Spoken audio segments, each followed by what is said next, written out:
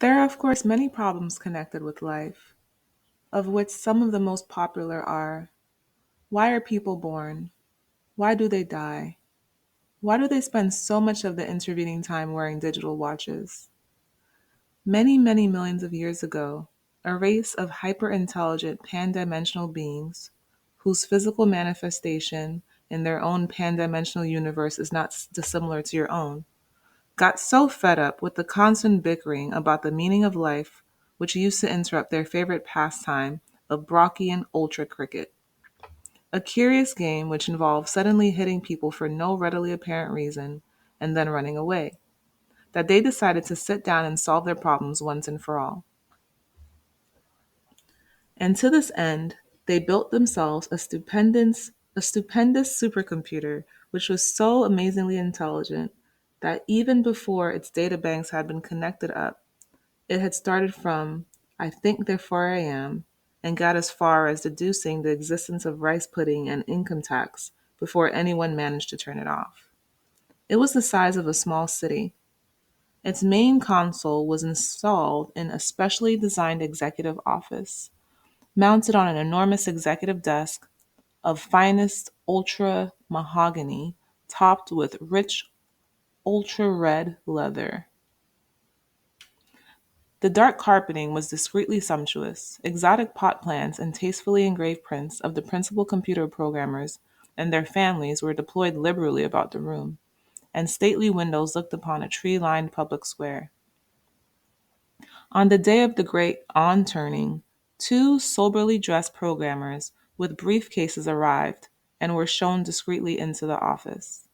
They were aware that this day would represent their entire race in its greatest moment, but they conducted themselves calmly and quietly as they seated themselves deferentially before the desk, opened their briefcases, and took out their leather-bound notebooks. Their names were Lunquill and Fook. For a few moments they sat in respectful silence. Then, after exchanging a quiet glance with Fook, Lunquill leaned forward and touched a small black panel. The subtlest of hums indicated that the massive computer was now in total active mode. After a pause, it spoke to them in a voice rich, resonant, and deep. It said, "What is this great task for which I, Deep Thought, the second greatest computer in the universe of time and space, have been called into existence?" Lunkwell and Fook glanced at each other in surprise. "Your task, O computer," began Fook. "No, wait a minute. This isn't right," said Lunkwell, worried. "We distinctly designed this computer to be the greatest one ever, and we're not making do with second best." "Deep Thought," he addressed the computer, "are you not, as we designed you to be, the greatest, most powerful computer in all time?" "I described myself as the second greatest," intoned Deep Thought, "and such I am." Another worried look passed between the two programmers. Lunkwell cleared his throat. "There must be some sort of mistake," he said. "Are you not a greater computer than the milliard gargantua brain at Maximegalon, which can count all the atoms in a star in a millisecond?" "The milliard gargantua brain," said Deep Thought with unconcealed contempt. "A mere abacus. Mention it not." "Are you not," said Fook, leaning anxiously forward, "a greater analyst than the Google Plus star thinker in the seventh galaxy of light and ingenuity, which can calculate the trajectory of every single dust particle throughout the 5-week Danagrad beta and sand blizzard?" "A 5-week sand blizzard?" said Deep Thought haughtily. "You ask this of me, who have contemplated the very vectors of the atoms in the Big Bang itself? Molest me not with this pocket calculator stuff." The two programmers sat in uncomfortable silence for a moment.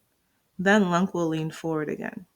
"But are you not," he said, "a more fiendish disputant of the great hyperbolic omnicognate neutron wrangler of the Synchronous 12, the magic and indefatigable, I don't know words, indefatigable?" "The great hyperbolic omnicognate neutron wrangler," said Deep Thought, thoroughly rolling the R's, "could talk on all four legs of an Arcturian monkey megadonkey, but only I could persuade it to go for a walk afterwards. Then what? Asked Fook. Is the problem? There is no problem, said Deep Thought with magnificent ringing tones. I am simply the second greatest computer in the universe of space and time. But the second? Insisted Lunkwell. Why do you keep saying the second? You're surely not thinking of the multi-cortoid perspictoron Titan Mueller, are you? Or the Pondermatic, or the contemptuous lights flashed across the computer's console. I spare not a single unit of thought on these cybernetic simpletons, he boomed. I speak of none but the computer that has to come after me. Fook was losing patience. He pushed his notebook aside and muttered, I think this is getting needlessly messianic. You know nothing of future time, pronounced Deep Thought. And yet, in my teeming circuitry, I can navigate the infinite delta streams of future probability and see that there must one day come a computer whose merest operational parameters I am not worthy to calculate, but which it would be my fate eventually to design. Fook sighed heavily and glanced across to Lunkwell. Can we get on and ask the question? He said. Lunkwell motioned him to wait. What computer is this of which you speak? He asked. I will speak of it no further at this present time, said Deep Thought. Now, ask what else of me you will, that I may function. Speak. They shrugged at each other. Fook composed himself. Oh, Deep Thought computer, he said. The task we have designed you to perform is this. We want you to tell us, he paused, the answer. The answer, said Deep Thought. The answer to what? Life, urged Fook. The universe, said Lunkwell. Everything, they said in chorus. Deep Thought paused for a moment's reflection. Tricky, he said finally. But can you do it? Again, a significant pause. Yes, said Deep Thought. I can do it. There is an answer, said Fook with breathless excitement. A simple answer, added Lunkwell. Yes, said Deep Thought. Life, the universe, and everything. There is an answer. But, he added, I'll have to think about it.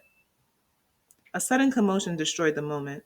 The door flew open and two angry men wearing the coarse-weighted blue robes and belts of the Crookswan University burst into the room, thrusting aside the ineffectual flunkies who tried to bar their way. We demand admission, shouted the younger of the two men, elbowing a pretty young secretary in the throat. Come on, shouted the older one. You can't keep us out. He pushed the junior programmer back through the door. We demand that you can't keep us out, bawled the younger one, though he was now firmly inside the room and no further attempts were being made to stop him. Who are you? Said Lunkwell, rising angrily from his seat. What do you want? I'm Magic Thief, announced the older one. And I demand that I am Vroomfondle, shouted the younger one. Magic Thief turned on Vroomfondle. It's all right, he explained angrily. You don't need to demand that. All right, bawled Vroomfondle, banging on a nearby desk. I am Vroomfondle, and this is not a demand. That is a solid fact. What we demand is solid facts. No, we don't, exclaimed Magic Thief in irritation. That is precisely what we don't demand. Scarcely pausing for breath, Vroomfondle shouted, We don't demand solid facts. What we demand is a total absence of solid facts. I demand that I may or may not be Vroomfondle. But who the devil are you? Exclaimed an outraged Fook. We, said Magic Thief, are philosophers. Though we may not be, said Vroomfondle, waving a warning finger at the programmers. Yes, we are, insisted Magic Thief. We are quite definitely here as representatives of the amalgamated union of philosophers, sages, luminaries, and other thinking persons. And we want this machine off, and we want it off now. What's the problem? Said Lunkwell. I'll tell you what the problem is, mate, said Magic Thief. Demarcation is the problem. We demand, yelled Vroomfondle, that demarcation may or may not be the problem. You just let the machines get on with the adding up, warned Magic Thief, and we'll take care of the eternal verities. Thank you very much. You want to check your legal position, you do, mate. Under law, the quest for ultimate truth is quite clearly the inalienable prerogative of your working thinkers. Any bloody machine goes and actually finds it, and we're straight out of a job, aren't we? I mean, what's the use of our sitting up half the night arguing that there may or may not be a God if this machine only goes and gives you his bleeding phone number the next morning? That's right, shouted Vroomfundel. We demand rigidly defined ideas of doubt and uncertainty. Suddenly, a stentorian voice boomed across the room. Might I make an observation at this point? Inquired Deep Thought. We'll go on strike, yelled Vroomfundel. That's right, agreed Magic Thief. You'll have a national philosopher strike on your hands. The hum level in the room suddenly increased as several ancillary bass driver units mounted in sedately carved and varnished cabinet speakers around the room. Cut into to give Deep Thought's voice a little more power. What the world? All I wanted to say, bellowed the computer, is that my circuits are now irrevocably committed to calculating the answer to the ultimate question of life, the universe, and everything. He paused and satisfied himself that he now had everyone's attention, before continuing more quietly. But the program will take me a little while to run. Fook glanced impatiently at his watch. How long? He said. 7.5 million years, said Deep Thought. Lunkwell and Fluke blinked at each other. 7.5 million years? They cried in chorus. Yes, declaimed Deep Thought. I said I'd have to think about it, didn't I? And it occurs to me that running a program like this is bound to create an enormous amount of popular publicity for the whole area of philosophy in general. Everyone's going to have their own theories about what answer I'm eventually going to come up with. And who better to capitalize on that media market than you yourselves? So as long as you can keep disagreeing with each other violently enough and slagging each other off in other popular press, and as long as you have clever agents, you can keep yourselves on the gravy train for life. How does that sound? The two philosophers gaped at him. Bloody hell, said Magic Beast. Now that is what I call thinking. Here, Vroomfondel. Why do we never think of things like that? Dunno, said Vroomfondel in an odd whisper. Think our brains must be too highly trained, Magic Thief. So, saying, they turned their heels and walked out of the door and into a lifestyle beyond their wildest dreams.